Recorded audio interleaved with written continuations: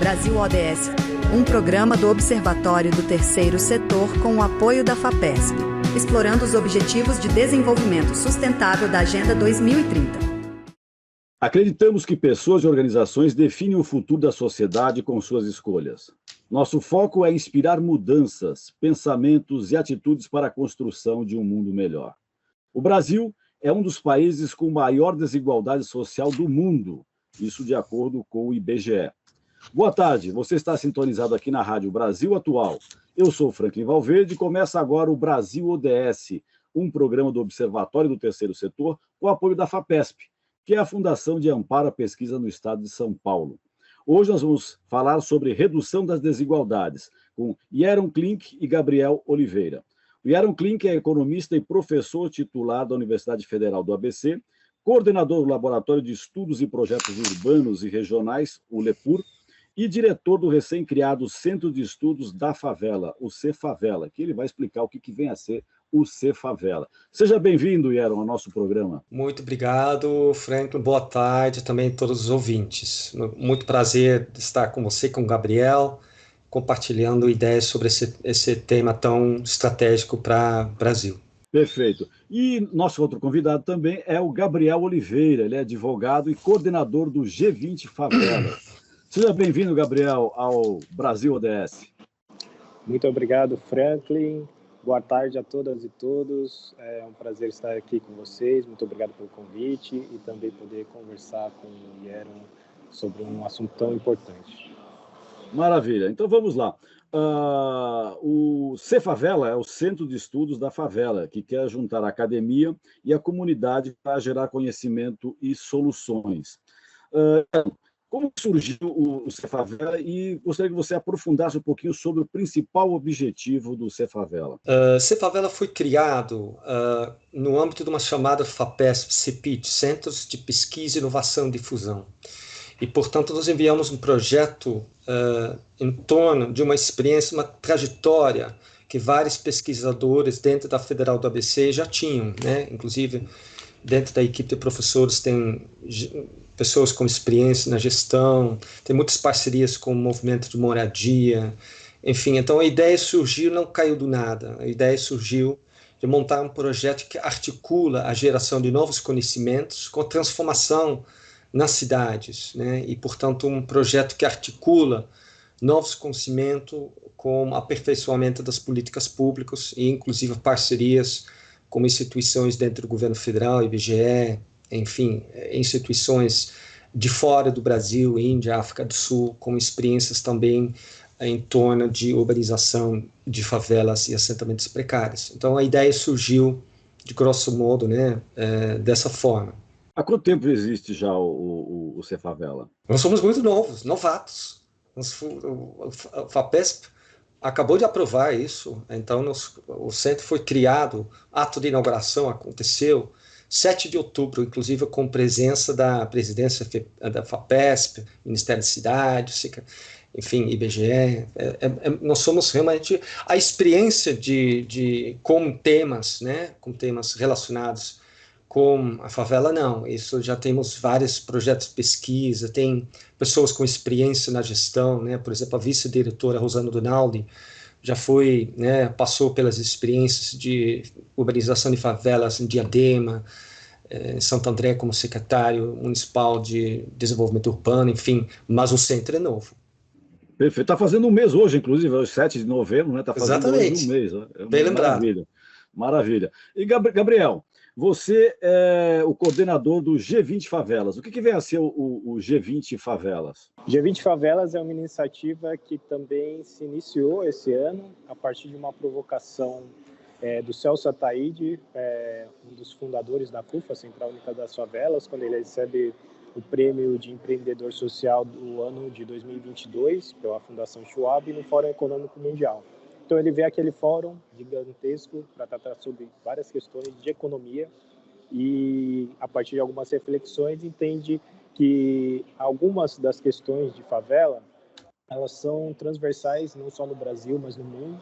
E se a gente tem muitos problemas que são parecidos, as soluções elas também podem ser compartilhadas. Então, a partir desse momento, ele começa a idealizar o que seria ter um fórum mundial das favelas. E aí, no ano de 2024, o Brasil cedia ao G20, né? Então, estamos no ano da presidência do G20, e que também se propõe a discutir a economia no mundo, as soluções para os principais problemas do mundo, com as 20 maiores economias do mundo. Então, por que não a favela, como uma parte da população considerável, não pode também ter o seu fórum, ter o seu debate? E a partir daí a gente começa a pensar o que é fazer um G20 para as favelas. Então, o G20 Favelas vem da ideia de incluir a favela dentro do debate sobre economia mundial e permitir que as pessoas que estão dentro desses territórios possam, de alguma forma, se manifestar, colocar as suas questões para dentro desse debate, mas também trazer soluções daquilo que elas acreditam que podem ser soluções para as políticas públicas, para as localidades que são similares aos territórios das quais elas vivem. Então, a gente teve a nossa primeira conferência em 29 de abril desse ano, e a partir daí conseguimos fazer mais de 3.000 conferências no Brasil e no mundo, porque a gente não ficou a distrito só o território nacional, conseguimos passar por mais de 40 países, sempre levando a conferência até a favela, porque é também uma outra questão que a gente entendia que era necessário. Não esperar que as pessoas fossem aos grandes centros para poder debater, mas levar a grande discussão para dentro da favela, onde as pessoas podem se manifestar dentro do seu próprio território. Então, foi assim que surgiu o G20 Favela. E Aaron, qual que é a recepção que está tendo do C-Favelas, do C-Favela, junto aos movimentos que trabalham com a questão habitacional e a questão das comunidades que vivem nessas áreas chamadas favelas, né? Isso está tão popularizado. Tomaram tentar mudar o nome favela, mas não é só mudando o nome que muda a situação, né? E, enfim, e ela traduz, acho que para todo mundo, está tão introjetado na vida das pessoas, né? Que são comunidades, né? Mas, enfim, acabam sendo chamadas de favelas. E acho que até o trabalho tem que ser feito, né? Acho que vocês, tanto você e Aaron como você, Gabriel, o problema não é a favela, é o conceito que as pessoas dão, às vezes negativo, para a palavra. Isso, inclusive, nós vamos desenvolver durante o decorrer do programa, né? Mas, enfim, como é que os movimentos estão recebendo a criação do C-Favela? Eu acho que o lançamento, para a resposta mais concreta, o lançamento, Franklin, que aconteceu, conforme eu falei, no dia 7 de outubro, no campus de São Bernardo, da Federal do ABC, nós ficamos muito felizes. Tinha uma presença significativa. Aliás, para você ter uma ideia, isso foi um dia depois das eleições, numa segunda-feira, num horário que foi 3 horas da tarde, e nós tivemos o auditório da Federal lotado, mais ou menos 500 pessoas. E nesse público não tinha apenas, né, representantes de FAPESP, do Ministério da Cidade, IBGE, né, mas tinha representantes importantes, né, da União da Moradia Popular, tinha representantes de várias comunidades, representantes, inclusive, do mundo de gestão, né? Então, a receptividade do movimento é muito boa, porque basicamente a perspectiva da pesquisa o centro não é um projeto de pesquisa. O centro, conforme eu falei, quer articular pesquisas com aperfeiçoamento das políticas públicas, inclusive fazendo isso com ajuda, com conhecimento das comunidades. Eu acho que esse desencadeou uma receptividade muito boa. Perfeito. O Gabriel, o G20 Favelas, como você bem disse, ele não atua simplesmente no Brasil, né? Quer dizer, é uma organização que, até isso é importante para o Brasil, né? O Brasil, às vezes, é visto como um país periférico, e a gente vê que nós tínhamos lá para trás, né, em outras administrações, um trabalho de colocar o Brasil num outro contexto mundial, né? Ficamos 6 anos aí meio perdidos aí, enfim, mas agora aos poucos a gente retoma isso. Como é que os outros países têm visto essa iniciativa de se criar esse G20 Favelas? A receptividade que a gente teve dentro do projeto foi muito grande.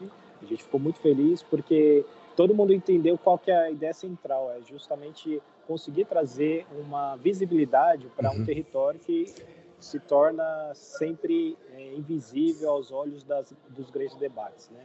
E essa invisibilização, ela vem de vários locais, de uma questão muito histórica, como você falou anteriormente.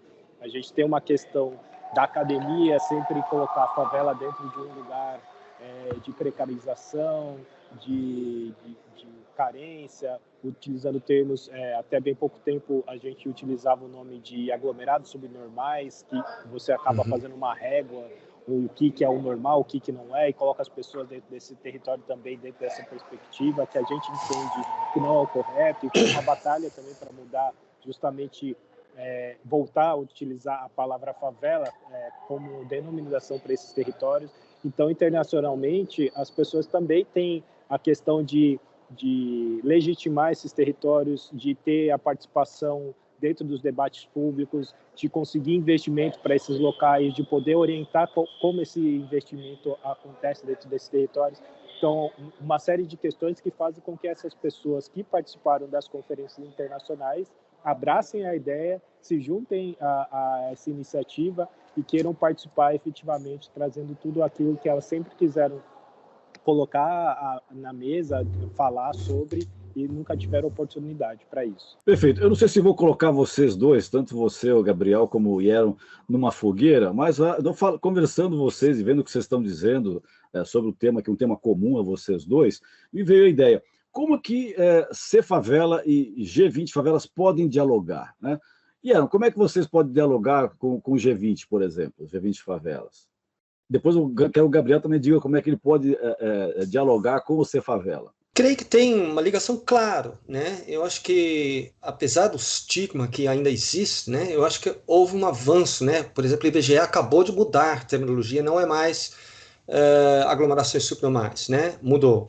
O próprio Ministério das Cidades, né? Eu acho que houve ao longo de várias décadas avanços, né? O próprio Ministério das Cidades institucionalizou o PAC Urbanização de Favelas, né? Melhorou a partir desses investimentos as condições de vida, com muitos problemas ainda, né? Não vamos romantizar, né, o alcance desses investimentos, mas, enfim, inclusive o Ministério, nesse sentido, tem uma abordagem, busca uma abordagem da favela não em termos apenas, né, de precariedade, favela como problema, mas favela também como uma potencialidade. Eu acho que isso aí é uma interface muito importante entre os dois projetos que nós estamos vendo aqui. Eu acho que esse tema, né, de projetos de articular a favela com a cidade, com a dinâmica, com a efervescência da economia urbana, né, é uma convergência que eu vejo muito claro entre as duas abordagens. Perfeito. E você, Gabriel, como é que você vê a possibilidade desse diálogo entre a C-Favela e G20 Favelas? Para a gente, a sinergia está muito clara. E eu vou trazer um exemplo para demonstrar isso. Nós vamos apresentar nosso comuniquê ao G20, né? Então, estamos sintetizando todas as conferências que foram realizadas em um documento que vai ser apresentado para o G20 com as nossas sugestões. Dentro desse documento e dentro daquilo que a gente tem construído, muitas das bibliografias que a gente utilizou para parametrizar aquilo que a favela estava dizendo, vem da academia. Então, ter a oportunidade de poder conversar com a Universidade Federal do ABC. Eu sou de São Paulo, estou no Rio, mas eu sou de São Paulo. Seria para a gente também uma grande oportunidade, não só de se aprofundar nas pesquisas que eles estão trazendo, mas também, de alguma forma, conseguir trazer aquilo que a gente tem levantado dentro da nossa perspectiva de favela e de periferia, de tudo aquilo que tem sido construído dentro do G20 Favelas. E para a gente, com certeza, seria um prazer poder participar, contribuir e se engajar dentro desse movimento do C-Favelas, porque é isso, a gente precisa de um olhar que ele não seja adstrito a apenas um campo de conhecimento, nem a um grupo, um nicho de pessoas. A gente precisa democratizar o debate para que o debate seja o mais completo, o mais complementar possível, para que as políticas públicas que sejam construídas a partir desses pensamentos plurais sejam mais assertivas. E aí é dentro dessa perspectiva que eu acho que o G20 Favelas consegue contribuir também. Perfeito. Você está aqui sintonizado na Rádio Brasil Atual, está ouvindo o programa Brasil ODS, é uma produção do Observatório do Terceiro Setor, com o apoio da FAPESP, que é a Fundação de Amparo à Pesquisa do Estado de São Paulo. Vamos ouvir agora a Rádio ONU que é a nossa parceira de conteúdo aqui do Observatório do Terceiro Setor, com a reportagem ONU marca Dia Mundial das Cidades focando em jovens e ação climática.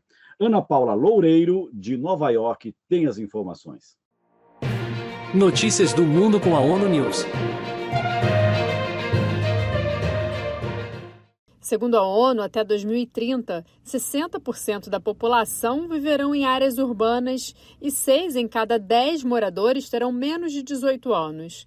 E essa tendência é de crescimento. Em 2050, 7 em cada 10 habitantes do planeta farão das cidades o seu lar. A ONU afirma que, apesar de avanços na pauta dos Objetivos de Desenvolvimento Sustentável, especialmente nos países do chamado Sul Global, os desafios seguem os mesmos para combater pobreza, desigualdade e degradação ambiental, temas que precisam de atenção urgente. Para as Nações Unidas, a participação dos jovens no processo de decisão de assuntos urbanos também ajuda a aproveitar a criatividade da juventude e a impulsionar o desenvolvimento sustentável. O Dia Mundial das Cidades é organizado pelo Programa das Nações Unidas para Assentamentos Urbanos, a ONU Habitat. Nos eventos pelo mundo, a agência quer ressaltar o papel crucial de governos locais e de jovens na resposta aos desafios da mudança climática.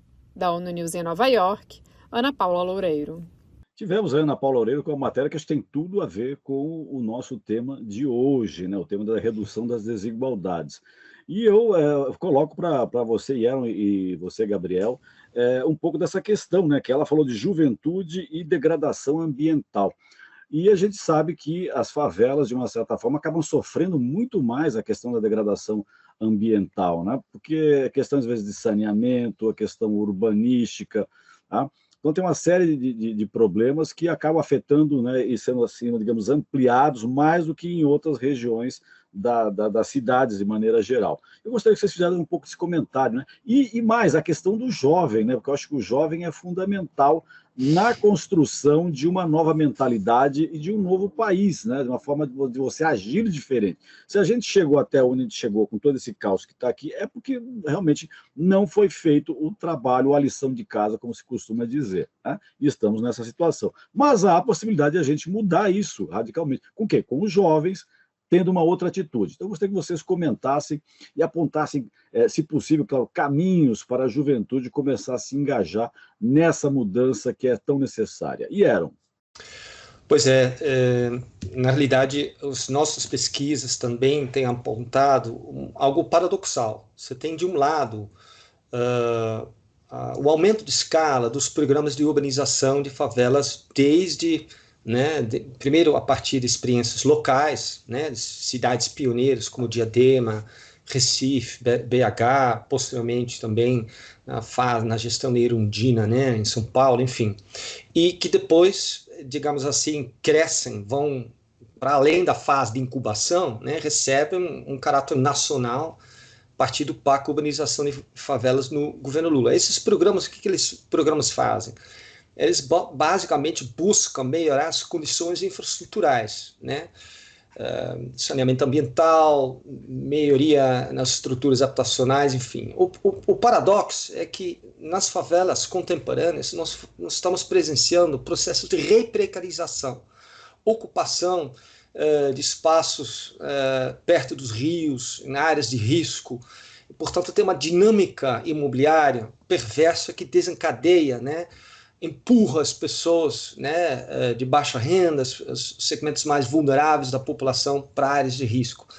Esse, portanto, é um tema estratégico, como foi colocado no vídeo, e, portanto, a questão de novas, a questão da reprecarização, e a incidência, a injustiça ambiental, porque a incidência de eventos, riscos, eventos assim, de chuvas, eventos extremos, né? O impacto disso é evidentemente muito alto, o número de óbitos, né? A Defesa Civil sempre mostra que o impacto é muito grave sobre as comunidades de maior vulnerabilidade. Então, de fato, esse é o primeiro ponto. O segundo ponto é que, de fato, os jovens desempenham um papel importante. Temas como, além de investimentos em saneamento, você precisa, de fato, ainda de investimentos, apesar de saber dizer que 100% da comunidade está conectada, né? Tem muita intermitência e tem muitos problemas de esgotamento, né? E, portanto, investimentos são necessários, mas também educação ambiental. Você mencionou os jovens e, portanto, é um grupo-alvo privilegiado para esse tipo de esforço, né? De fazer com que, né, a universidade, o conhecimento chega e faz esse papel de difusão, né? Então, um tema super importante, sim.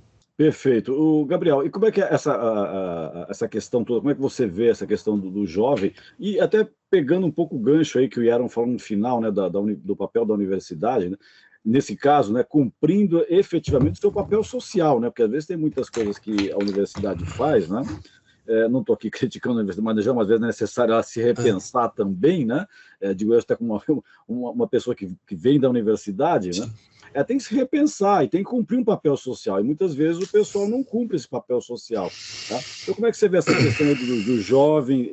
Inclusive, o jovem é quem entra na universidade fundamentalmente, e é o momento de ele tentar cobrar até da própria instituição que tem esse papel social que é necessário e a função, até porque nas universidades públicas, mesmo nas públicas, nas outras que são financiadas até por dinheiro público também, né, através dos vários programas de bolsas que existem,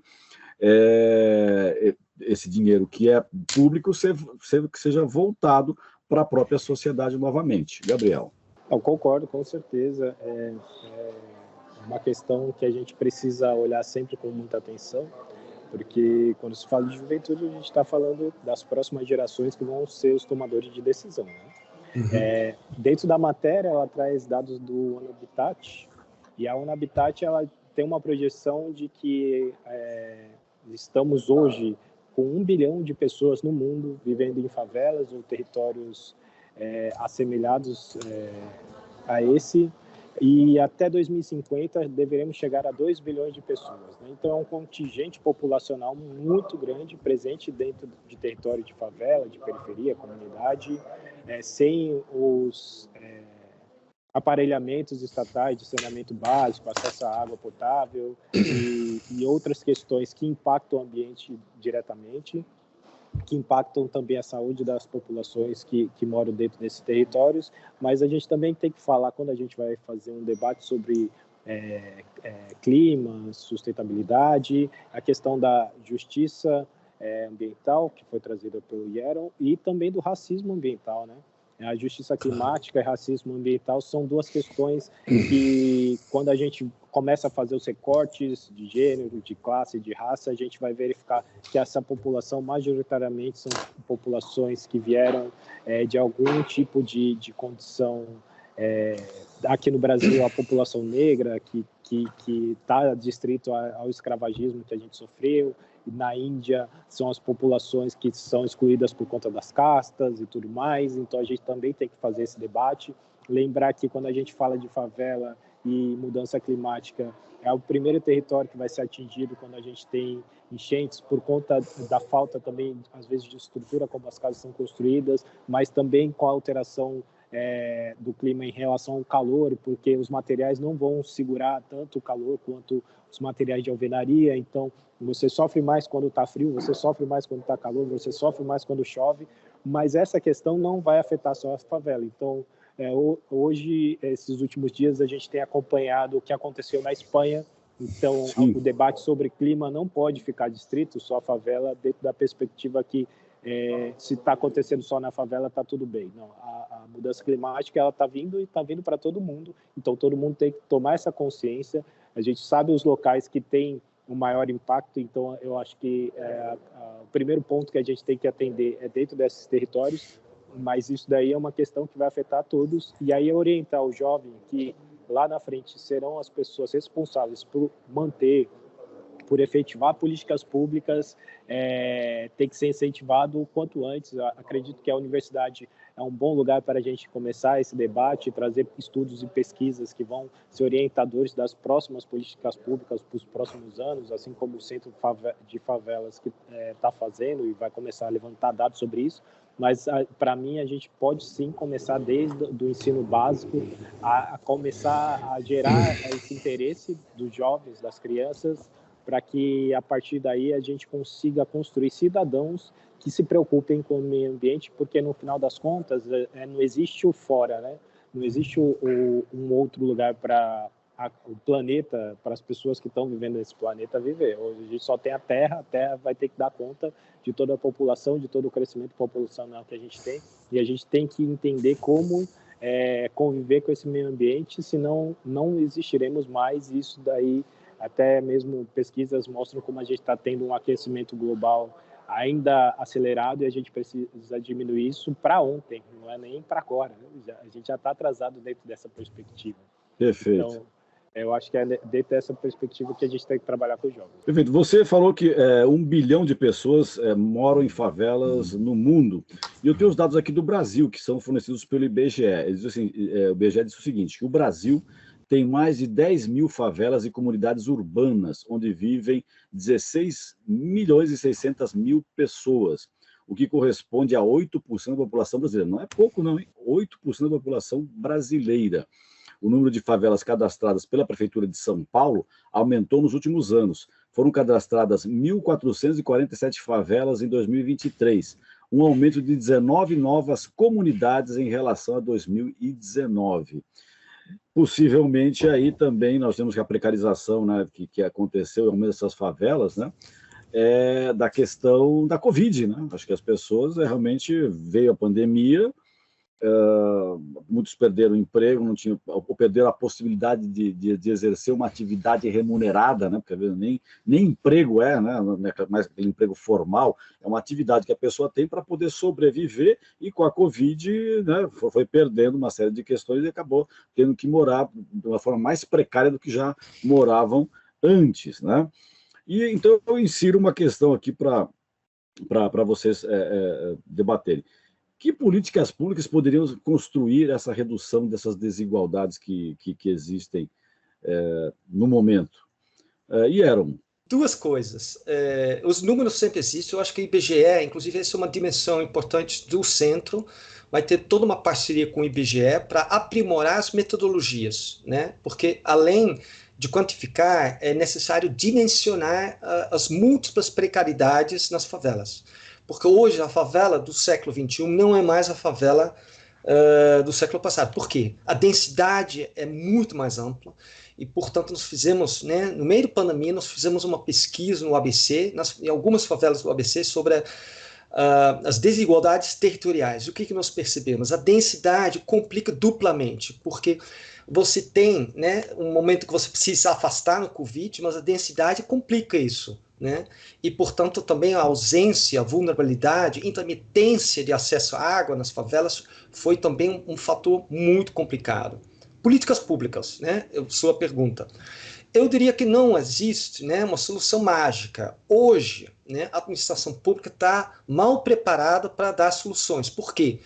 A máquina pública, de forma geral, funciona em caixinhas. Moradia, saneamento, regularização fundiária, remediação ambiental. Hoje, as favelas precisam de abordagens multissetoriais. Ou seja, você precisa, às vezes, articular construção de casas, porque a densidade é tão grande que você precisa remover as pessoas em área de risco, perto da comunidade, sim. Você precisa, às vezes, remodelar bairros inteiros por causa do problema de drenagem, por exemplo, para reduzir o impacto das enchentes nas comunidades. Portanto, a política pública, né, dialogando com a sua pergunta, precisa ser multissetorial, precisa ser participativo, né, como o Gabriel também ressaltou, participativo porque a comunidade tem muito conhecimento sobre o seu bairro, precisamos absorver também esse conhecimento não codificado, esse conhecimento tácito. Portanto, o desafio é grande, precisa de muito dinheiro, precisa de articulação multiescalar entre o governo nacional, estadual, os municípios, em parceria com a comunidade e a universidade. É um desafio e tanto. Perfeito. Gabriel, tá aí o que o Yaron colocou nessa questão das políticas públicas, e a gente não pode fechar os olhos e perceber que a gente teve uma eleição aí agora, né, que acabou recentemente aí para os municípios do Brasil, e eu acho que essa questão não foi tão tratada, né, como deveria, né, Gabriel? O que você acha? Ou você acha que teve uma discussão suficiente? Posso estar enganado. Para mim, eu vi que não teve assim, um aprofundamento nessa questão Não. que me parece básica, né? Porque não há como Sim, você pensar as cidades hoje sem essa questão das comunidades, das favelas, né? Eu concordo.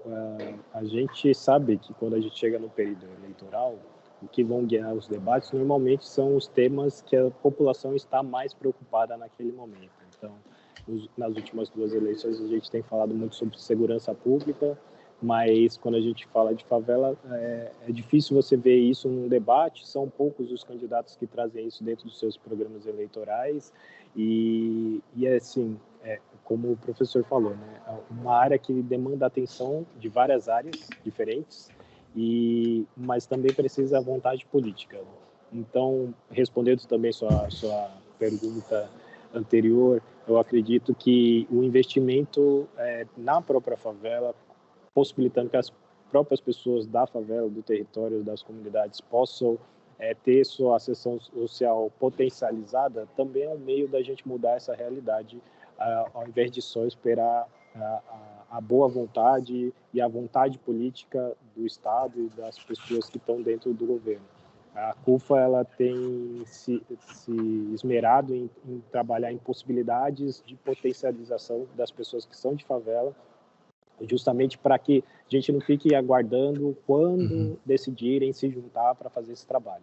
Então, quando decidirem se juntar, é isso que o professor falou. Eles se juntam, olham de formas múltiplas aquela questão, mas enquanto eles não decidem fazer, a favela se movimenta e continua resistindo e continua vivendo. E se você permite que essas pessoas tenham investimento, você dá capacitação, dá outras alternativas para elas, muitos dos problemas acabam sendo sanados por elas, não todos vão ser, porque é muito complexo, é um problema muito complexo, não adianta a gente trazer soluções simples, mas há a possibilidade da gente olhar isso pelo prisma da pessoa que está dentro do território. Agora chegou um momento, digamos assim, que é meio esperado dentro do nosso programa, que é a participação da nossa colunista, a Gabriela Chabot, colunista especialista em ODS. Ela está aqui semanalmente para falar sobre, né, os ODS, que são os Objetivos do Desenvolvimento Sustentável. E o nosso programa é Brasil ODS, né? Ou seja, trata desses objetivos que são objetivos que fazem parte da Agenda 2030 da ONU, que é fundamental, né? O Brasil trabalha para cumprir essa agenda. Em alguns pontos vai bem, em outros não vão tão bem. E aí a Gabriela, que é a nossa colunista, ela está aqui, ela vai falar no tema de hoje, a redução das desigualdades, se o Brasil está cumprindo o seu papel ou não. Boa tarde, Gabriela. Seja bem-vinda ao nosso programa. ODS em Pauta. Boa tarde, Franklin. Muito bom estar aqui com vocês de novo. O tema do programa, né, e a questão mesmo do lançamento do Centro de Estudos da Favela tem tudo a ver com as metas do ODS 10, redução das desigualdades, ou seja, a gente tem um ODS que fala de redução das desigualdades, e as metas do ODS 10, elas propõem não só a promoção da inclusão social, econômica, mas também política das populações mais vulneráveis. É onde eu enxergo que a criação do Cefavela está mais diretamente ligada a essas metas, porque eu acho que essa coisa de não só estudar a favela como um objeto de estudo distante do pesquisador, mas de fato colocar a população, os moradores, na construção desse conhecimento. Então, eles são agentes ativos nesse processo de construção do conhecimento. E isso é empoderamento político de uma comunidade que, historicamente, não tem voz, né? É só objeto de estudo. Você transforma essa população em parceiro na pesquisa e ele faz parte do processo de construção do conhecimento. Então, perfeito. Eu acho que faz muito sentido, assim, acho que tem muita relação. E o Brasil está cumprindo o seu papel dentro desse objetivo, desse ODS 10, ou ainda falta muito para cumprir de acordo com a Agenda 2030. Falta muito, Franklin. Se a gente falou na semana passada, né? A gente tem conversado sobre o relatório do IPEA, que é o Instituto de Pesquisas Econômicas e Aplicadas, ou seja, a visão do governo sobre como que está o andamento das metas, e a gente tem falado sobre o relatório Luz, da sociedade civil, que é a visão aí da população sobre como que está o andamento das metas. Se no programa da semana passada a gente tinha uma divergência, governo achava que estava melhorando, sociedade civil achava que não, nesse caso não tem divergência, todo mundo acha que a gente não vai bem. Todo mundo acha que ainda tem muito para melhorar, né? O relatório do IPEA, ele vai destacar que o Brasil é um dos países mais desiguais do mundo, né? Assim, e de que mesmo algum avanço que a gente teve ali no início, né? 15, 16, 17, a pandemia acabou dando um retrocesso nesse quadro. Acho que vale lembrar que o Brasil criou um ODS 18 para buscar reduzir a igualdade étnico-racial. Então, eu acho que esse é um destaque positivo que a gente tem que lembrar. Né? Não resolve nada, né? Assim, em si, criar um ODS, mas minimamente está dando luz para esse tema que é tão importante no contexto brasileiro. Né? E aí a gente tem o relatório Luz, que vai destacar um outro avanço, que é a criação do Observatório Nacional dos Direitos Humanos, né, para monitorar as condições das populações vulneráveis e poder orientar a elaboração de políticas públicas. De acordo. Mas Gabriela, em termos de desempenho de meta, Franklin, a gente está, assim, para você ter ideia, em termos de renda, o Brasil, apesar de a gente estar na 9ª posição em termos de renda, né, mundial, sim, a gente tem uma disparidade que é o 1% mais rico ganha 39 vezes do que ganham os 40% mais pobres. Uma abismal a diferença entre o que o pessoal chama de andar de cima e andar de baixo, que também é uma bobagem, né? Na verdade, o andar de baixo, como o pessoal, às vezes, preconceituosamente fala, né? Se ele não existisse, não teria esse pessoal desse andar de cima. Então, está na hora de começar a pensar um pouco melhor nos alicerces da sociedade. Mas, Gabriel, para encerrar sua participação na nossa coluna de hoje, eu gostaria que você lançasse uma questão para o Yaron e para o Gabriel. Super quero fazer uma questão, ótima ideia. A minha questão, ela está baseada no relatório Luz. O relatório Luz fala que para a gente melhorar essa situação, a gente precisa de impostos mais progressivos, a gente precisa de investimentos em educação e infraestrutura e políticas para garantir aí a igualdade salarial, considerando as questões de raça, gênero. Para você, Biel, para você, Jeroen, o que vocês acham que precisa ser feito para mexer nessa realidade? Eu sei que é a pergunta é de R$1 milhão ou de R$1 bilhão, mas eu queria escutar a opinião de vocês. Da outra vez, a questão de R$1 milhão foi o Yaron que respondeu. Agora vou inverter. O Gabriel vai para não falar assim que eu estou para proteger. Não, vamos lá. Agora o Gabriel que vai responder primeiro essa questão. Muito amigo, né? Difícil, né? Muito amigo. Bom, eu acho que, assim, primeiro, a gente tem que lembrar, né, que a sociedade, ela existe e se mantém justamente com a estrutura da população mais pobre, né? A gente não vai ter ônibus passando, as ruas limpas e tudo mais, toda a estrutura da sociedade para ela se movimentar economicamente e diariamente, não vai ter sem a população da favela, da cidade. Então, esse é o primeiro ponto. Né? A tributação, a regressividade dentro do Brasil, a gente também sabe que é uma questão que, infelizmente, dentro da reforma que está sendo proposta, não vai taxar as grandes fortunas. A gente, no Brasil, tem um case de sucesso dentro dessa perspectiva de redistribuição de renda, que é o Bolsa Família, que funciona para as camadas, sim, que são mais pobres, mas a gente ainda tem uma disparidade muito grande. Então, dentro da perspectiva de que há necessidade de redistribuição dessa renda, eu acho que sim, é um caminho viável para a gente mudar a realidade das pessoas, mas a favela ela vai existir também pela falta de vários direitos básicos, um deles é a moradia. A gente está vendo recentemente ressurgir, por exemplo, na França, que é considerado um país de primeiro mundo, com a economia global muito estável e bem estabelecida, reaparecer, eles chamam de bidonvilles, né? Eles não chamam de favela, eles chamam de bidonvilles. E por que isso? Porque tem uma imigração de populações para aquele território, não há uma política de moradia que abarque as pessoas que não têm condição de pagar uma moradia dentro de Paris, por exemplo. E aí você vai ter toda essa questão, de novo, de moradia dentro de Paris, que ainda é vista pelo mundo como um dos melhores lugares para se viver e tudo mais. Então, para a gente, um ponto e um fator importante é como a gente barra a escalada de novas favelas. Então, locais já estruturados que você possa readequar as pessoas que não têm condição de pagar dentro da bolha imobiliária que a gente tem criado no mundo. E isso também é uma forma de você redistribuir a renda, ter as moradias das pessoas. Então, eu acho que esses 2 pontos seriam centrais para a gente começar a falar da mudança dentro das desigualdades sociais que a ODS estabelece. Perfeito. E Éramo? Bom, em primeiro lugar, parabéns pela pergunta, Gabriela, muito pertinente. Eu acho que as soluções, né, possíveis saídas, a questão do financiamento, eu vou fazer um paralelo com a experiência do primeiro, assim, que se chama os países centrais, né? Como é que os cortiços, a moradia precária foi equacionado no âmbito da reforma urbana social nos países centrais? Foi com fundo público. Essas operações, essa população que ganha até 3 salários mínimos, não é um mercado solvável, ponto. Então, o orçamento geral da União entra como se fosse um salário indireto, né?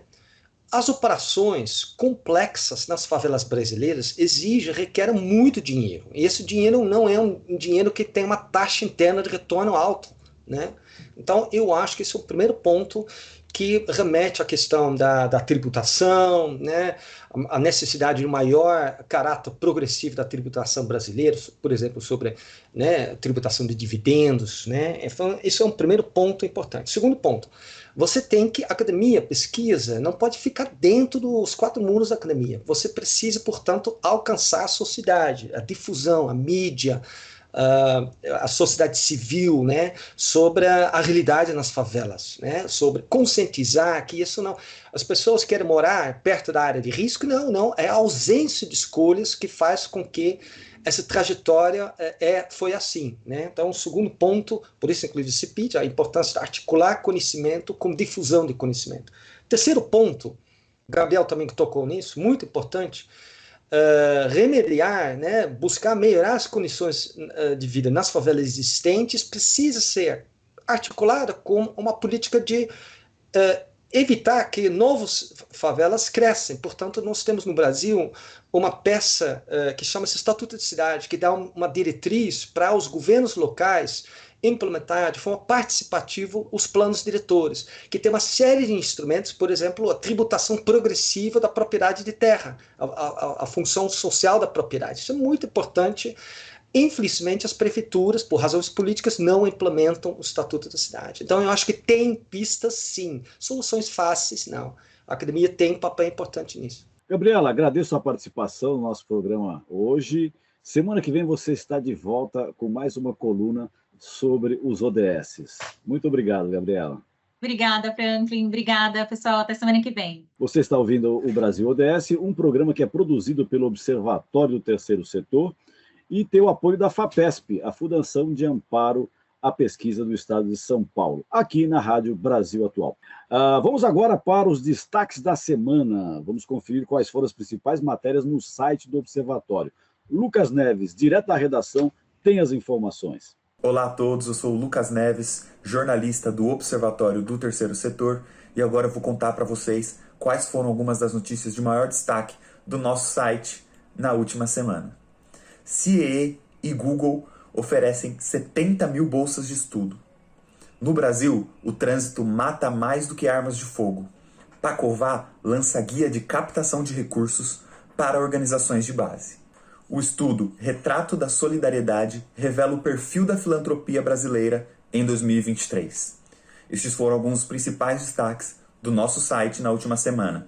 Se você quiser conferir essas e outras matérias, você pode acessar observatório3setor.org.br, lembrando sempre que o 3 é em numeral. Eu fico por aqui, Um abraço e até a próxima semana. Ouvimos o Lucas Neves, direto da redação do Observatório Terceiro Setor, com as informações que foram destaque no nosso site.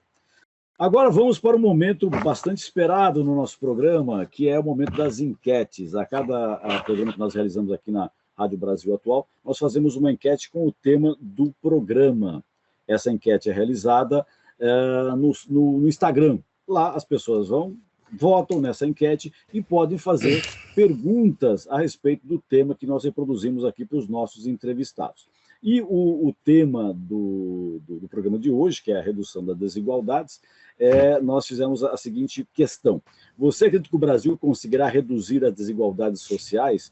E olha o resultado. 15% disse que sim, contra 85% que disse que não. Ou seja, o pessoal está meio desanimado que a gente vai conseguir reduzir as desigualdades sociais, né? É uma pena, mas, enfim, acho que mostra um pouco do quadro que o Brasil vive hoje, um pouco de descrédito dessas possibilidades de transformação social. Mas, enfim, esse é o resultado que nós tivemos, né?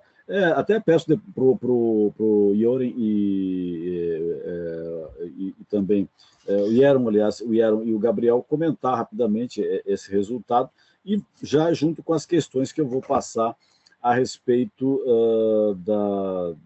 dessa questão da desigualdade social que foram feitas pelos nossos seguidores. Nós temos uma questão da Margarida e uma questão do Carlos, a quem, né, aos dois, eu agradeço de antemão terem enviado essa questão aqui para nós do Brasil ODS. A primeira questão vou fazer para o Gabriel, que é da Margarida. A Margarida pergunta o seguinte: o que é ser favelado para a sociedade? Para a nossa sociedade atual, com certeza ainda é um ponto de visão de invisibilidade, de exclusão. Mas para o favelado de hoje em dia, é um ponto de ressignificação. E o que eu quero dizer com isso, né? As pessoas da favela hoje, não que elas se orgulhem de ser chamadas de faveladas, mas elas já não têm mais sobre si o estigma que sempre carregaram, já são vistas de outra forma, já são respeitadas por sobreviver à hostilidade que a sociedade os impõe. Então, hoje, ser favelado já não é mais o que era nos anos 80, nos anos 70. Com certeza, a gente já demonstrou que a favela tem muita potência. Ieron, a questão que o Carlos enviou, foi o Carlos que enviou, não vem precisar falar que eu estou também jogando só você na fogueira. Qual é a maior desigualdade social que vivemos? O meu modo de ver é a desigualdade territorial, que tem a ver com as cidades. As cidades representam, de forma geral, a representação privilegiada da vida, né? Ou seja, a vida cotidiana. Você pega um caso concreto, moradia, no caso da Covid, a crise do Covid, a necessidade de você sobreviver com falta de acesso ao saneamento, densidade da favela, os movimentos pendulares da favela para o local de emprego, né?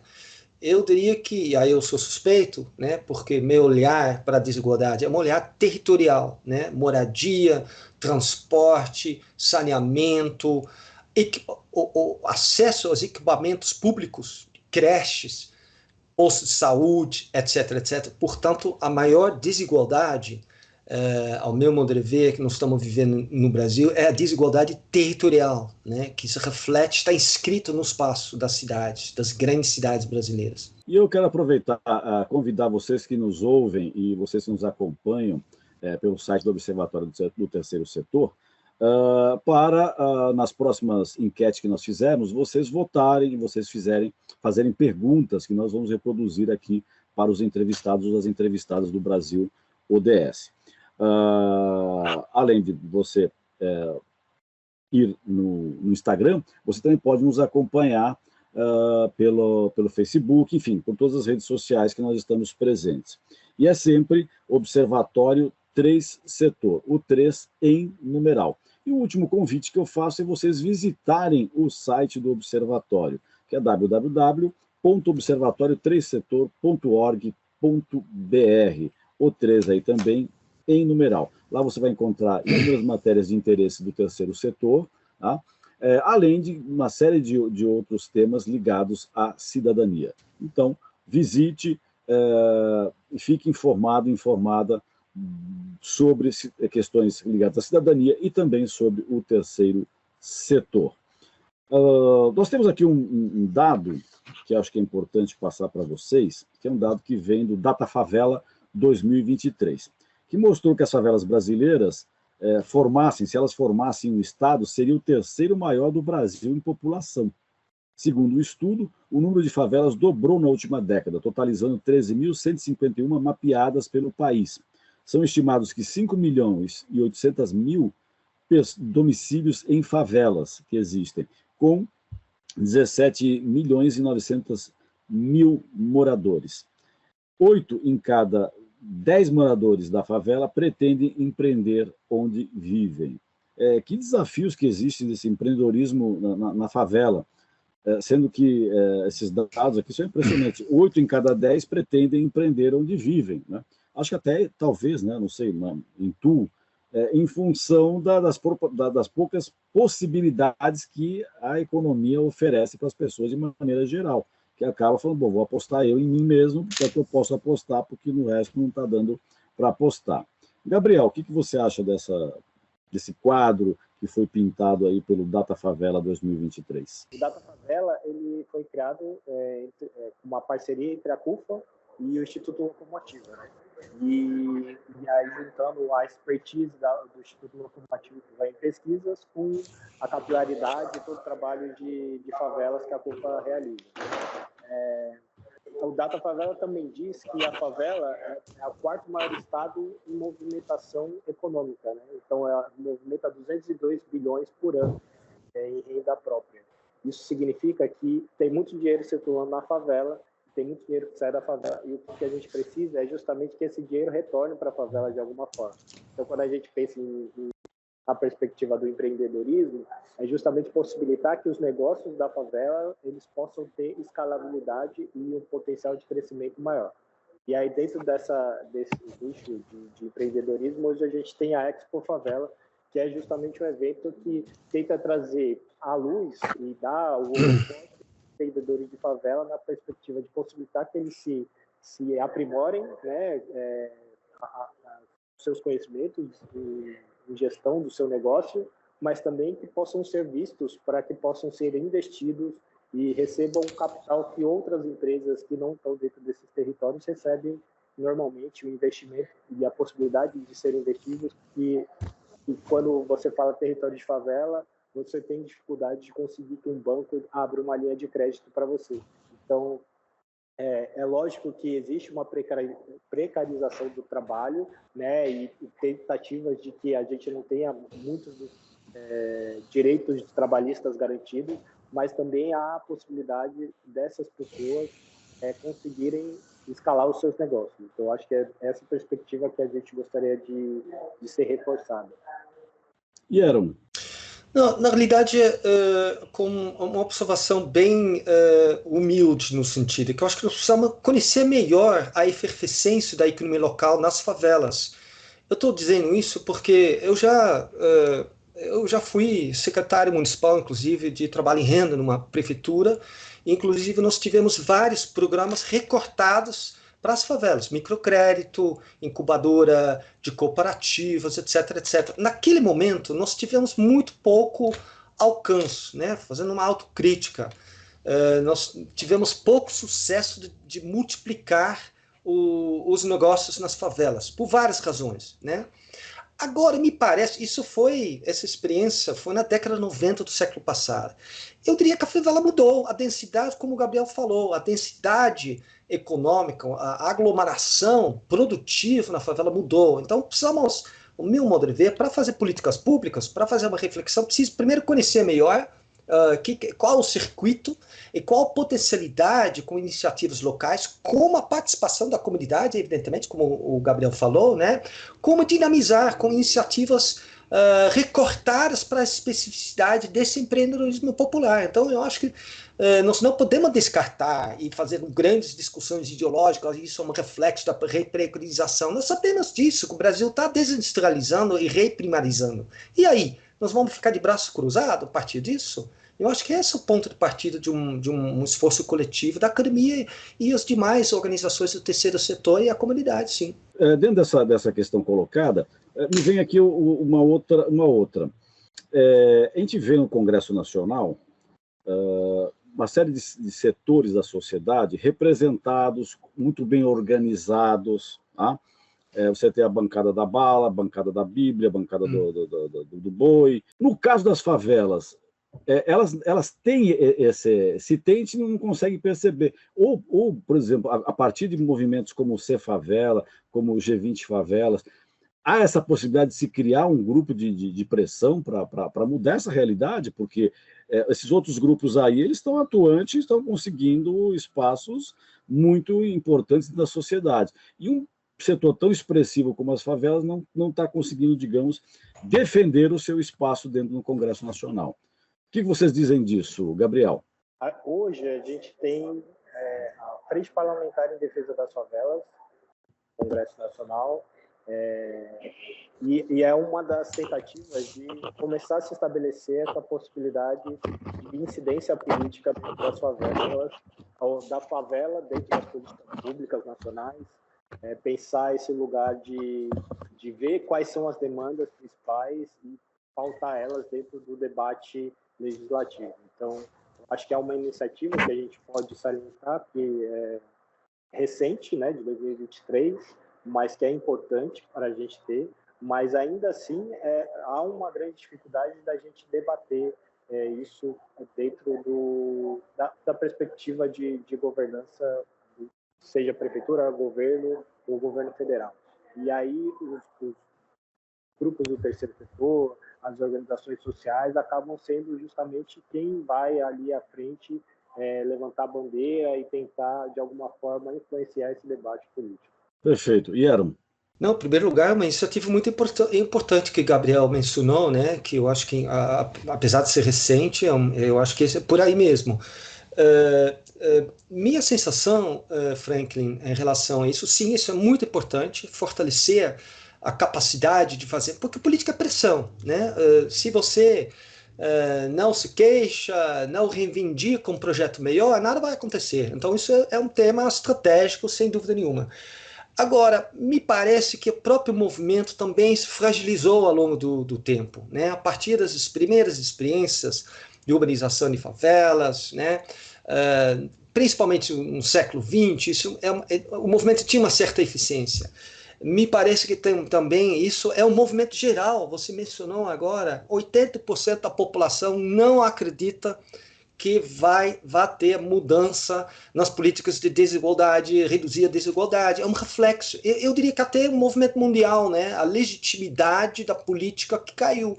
E o reflexo disso, a vontade de participar, de pressionar, diminuiu também. Mas eu acho que concordo com você, é uma agenda muito importante. Se o centro pudesse também atuar nisso, seria muito importante, em parceria com outras organizações do terceiro setor e o próprio movimento. Ponto final em mais uma edição do Brasil ODS, com apoio da FAPESP, Fundação de Amparo à Pesquisa do Estado de São Paulo.